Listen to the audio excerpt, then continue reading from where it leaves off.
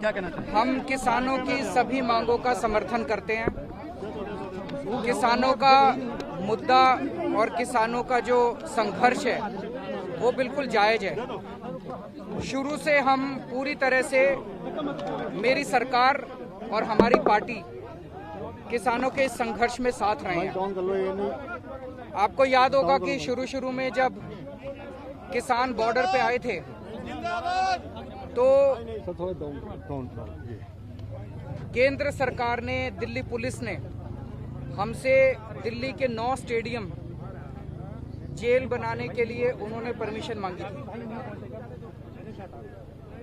उस टाइम मेरे ऊपर बहुत दबाव डाला गया, चारों तरफ से कई फोन आए, खूब दबाव बनाया गया कि किसी तरह से हम परमिशन दे दें।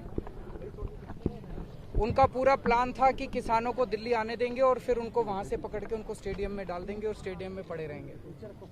लेकिन हम लोगों ने उनकी बात नहीं सुनी, उनको परमिशन नहीं दी और मैं समझता हूं इससे आंदोलन को मदद मिली।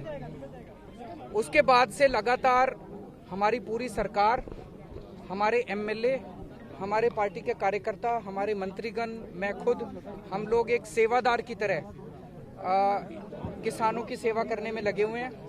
आज भी मैं यहाँ पे मुख्यमंत्री के तौर पे नहीं आया, मैं एक सेवादार के तौर पे आया हूँ, सेवा करने के लिए आया हूँ, किसानों की सेवा करने के लिए आया हूँ। किसान 24 घंटे मेहनत करके, खून पसीना बहा के अन्न उगाता है हमारे लिए, हमारी सेवा करता है। आज किसान मुसीबत में है, हम सब का, पूरे देशवासियों का फर्ज है कि किसानों के साथ खड़े हों और उनकी सेवा करें। तो मैं आज सारी सुविधाओं का जायजा लेने आया। यहाँ पे ये टॉयलेट्स हैं, ये मैं देखा साफ सफाई ठीक है, उधर पानी की व्यवस्था है, बता रहे हैं अंदर तक पानी जा नहीं पा रहा, तो आज ये मोटर वगैरह और पाइपलाइन लगा के अंदर पानी ले जाएंगे। उधर रहने की भी व्यवस्था देखी, किचन भी देखी, एम्बुलेंस भी देखी। क्या जानकारी ली आपने जब आपने आपसे? किसानों ने कहा कि इंतजाम से वो सेटिस्फाइड हैं, लेकिन मैं लगातार संपर्क में हूं। हमारे जर्नैल सिंह यहाँ पे जो एमएलए हैं, कल रात को यहीं सोए हैं, वो उनके समर्थन में पूरी रात ये यहीं पे सोए हैं। तो हमारे सारे वॉलंटियर्स, सारे कार्यकर्ता, सारे ऑफिसर्स सेवा में लगे हुए हैं और मैं उम्मीद करता हूं कि इसका जल्द से जल्द समाधान। आम आदमी पार्टी कल बंद का समर्थन भी किया है, क्या इस तरह से आम आदमी पार्टी कल जो किसानों ने 8 तारीख को भारत बंद का आह्वान किया है, आम आदमी पार्टी पूरी तरह से उसका समर्थन करती है और सारे कार्यकर्ता हमारे इसमें पार्टिसिपेट करेंगे पूरे देश भर में।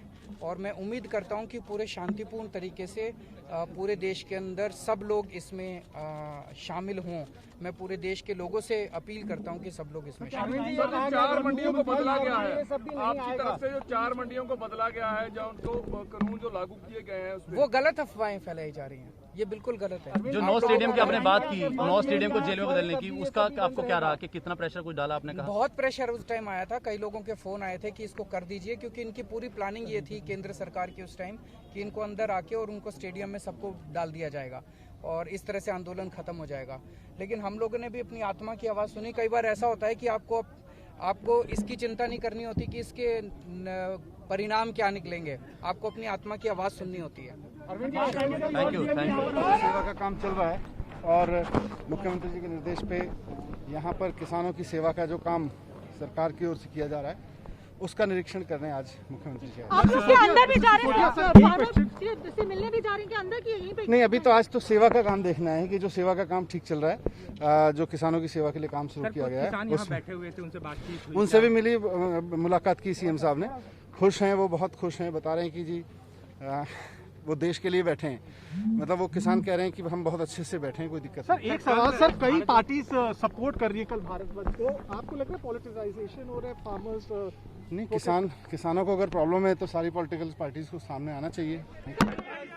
भाई उधर हो जाओ, भाई साइड दे दो, भाई साइड कर दो, बैठ जाओ आराम से, आराम से अपना पीछे मत आने देना। नहीं साफ है सारे। सर हो जाओ, पीछे हो जाओ यार, यहीं तक है सर।